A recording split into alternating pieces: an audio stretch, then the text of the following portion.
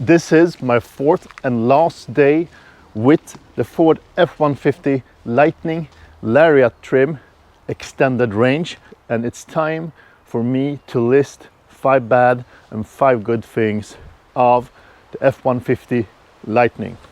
So let's start with the bad things, and don't forget to stay through the whole video.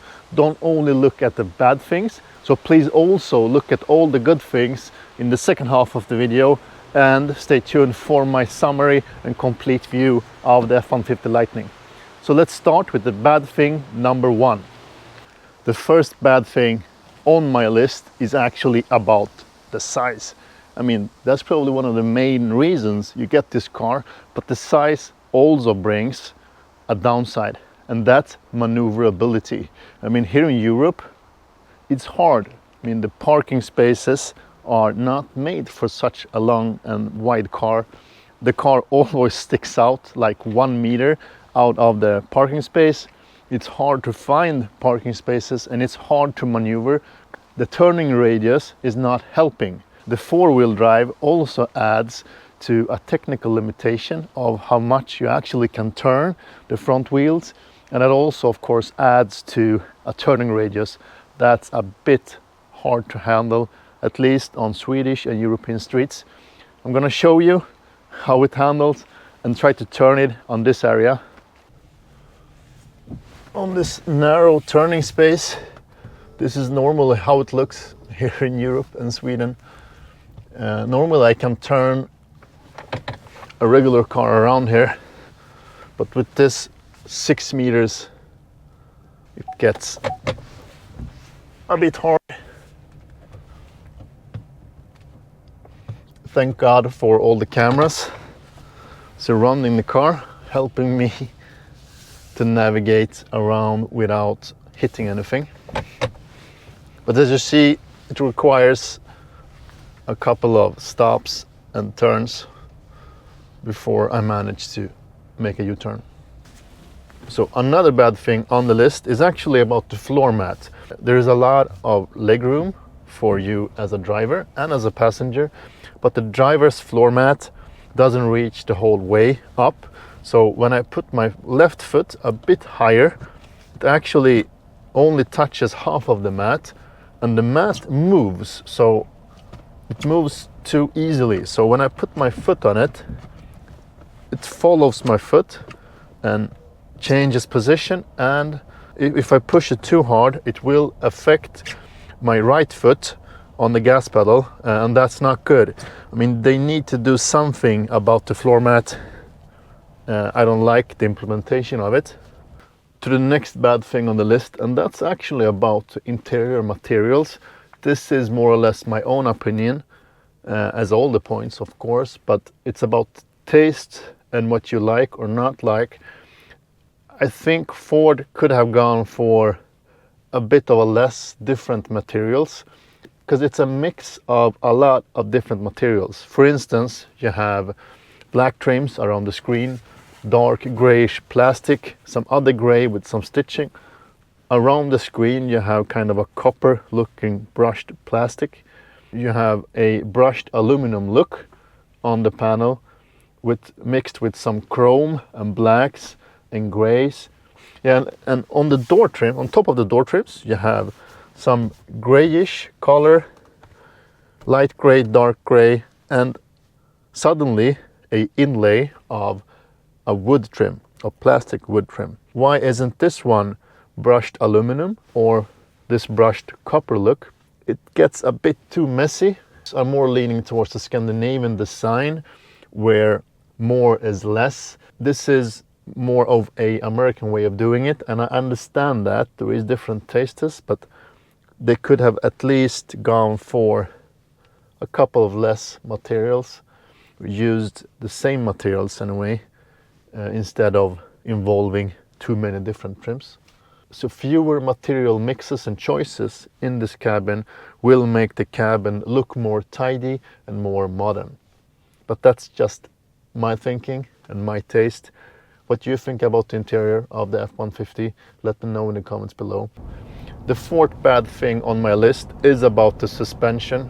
It's really soft, comfortable and floaty, but in some cases it can get a bit too floaty, and that's when you travel in highway speeds and passing over a bump or some uneven surfaces.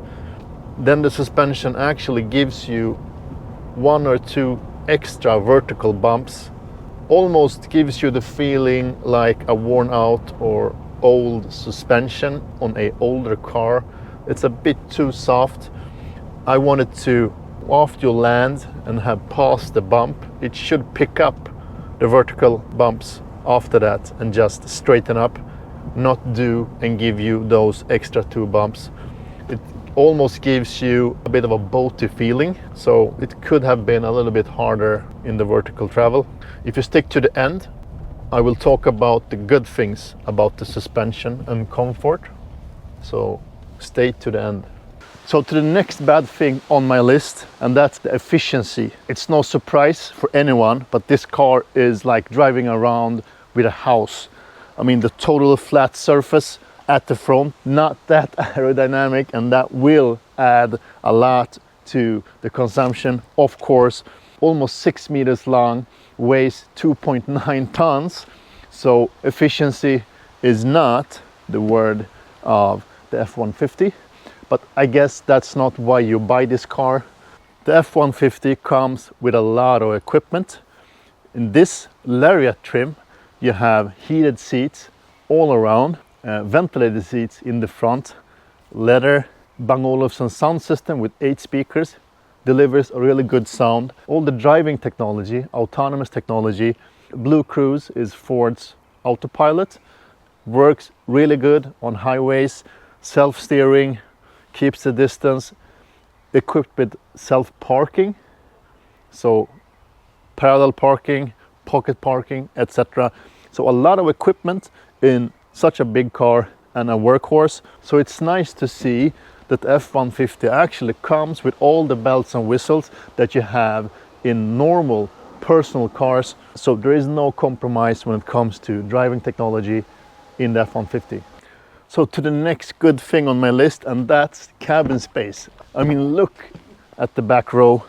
Great amount of leg room, great amount of headroom. The same goes for the front seats. So it's not only a workhorse with a lot of boot capacity, it's also a perfect family car with a lot of room for 5 people. It brings a lot to the practicality, not only for working, but also for a family. To the next good thing, that's also about size, surprisingly, but the enormous wheelbase of the F-150, 3.7 meters, actually makes a lot of room for a great battery pack. So the extended range version, like this one, has a net capacity of 131 kilowatt hours and a gross capacity of over 140 kilowatt hours. And that's a very big battery pack, and it actually saves the car from having a too short range. I mean, over 500 kilometers. The EPA range is 320 miles or 515 kilometers. I actually did a range and consumption test of this particular car, so check that video up here to see how long it actually goes in the real world. And I don't want to spoil that, but it manages very good.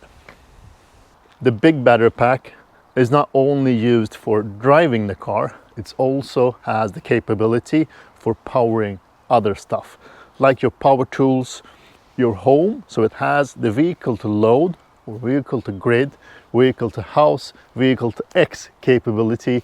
Not possible in Sweden yet to power your own house, but you can still power a lot of power tools. You can connect a lot of things to the car at work or at home for your needs. So outlets everywhere, in the bed, in the front, in the interior of the car. Really practical. So to the next good thing on my list, and that's actually the frunk. This is really a game changer for the pickup truck market, and it adds so much practicality to the pickup truck. You don't need to use the bed at the back, you don't need to add a lockbox. You just use this one as a normal trunk in a normal car, because it's so big, it's so easy to load, almost no loading lip at all, flat, some extra storage for your cables. It's very practical and a great idea to design it this way, because I think this is one of the biggest game changers when it comes to usability for pickup trucks. To my last good thing on the list for the F-150 Lightning, and that's actually the suspension and driving comfort. This really surprises me because I never thought that a pickup truck like the F-150 will be this comfortable and this silent. I'm really blown away about the comfort of the F-150.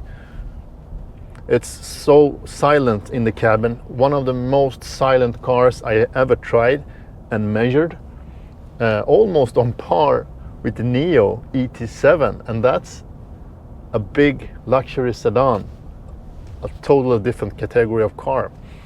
And the suspension is so soft and floaty, really gives you a good feeling cruising around. It's not harsh in any way. It's very nice, and I like that they have used individual suspension even for the rear axle and the rear wheels. I think that really helps out to create a more dynamic but also comfortable driving. So that's a big plus for the F-150. You don't need to compromise the comfort at all. It's really nicely done. So that's my list of 5 good and 5 bad things of the F-150 Lightning. And I'm sitting in the symbol of the biggest change for the segment for the moment. And that's actually what the electrical drivetrain adds to the F-150 and to the pickup industry. I mean, look at the added practicality. Cabin space is enormous. Boot space, so practical. 400 liters of trunk space, 1,500 liters of bed space at the back. You don't need to add the lock boxes, etc. Just use this one together with your family when you're out grocery shopping. Put everything in here. You don't need to open the bed, load the things. You don't need to cover it for that reason. Put everything in here and use it as a normal car. That's really amazing. Another thing that I really love with the F-150 is the driving dynamics. 1051 Newton meters of torque, 580 horsepower, 0 to 100 in 4.4 seconds, and 0 to 60 miles per hour in 4 seconds flat. I mean, that performance, the driving dynamics, 50-50 in weight distribution between the front and the rear axle, gives this car great maneuverability on the road, feels good to drive, very comfortable, and on top of that, extremely silent. I understand why people love the F-150, and I think the F-150 Lightning will really be a hard car to beat in the pickup industry. Let's see about that. That's my summary of the F-150 Lightning. Give this video a thumbs up and subscribe to my channel for more content like this. And as always, stay electric. Thank you for watching. Speak to you soon.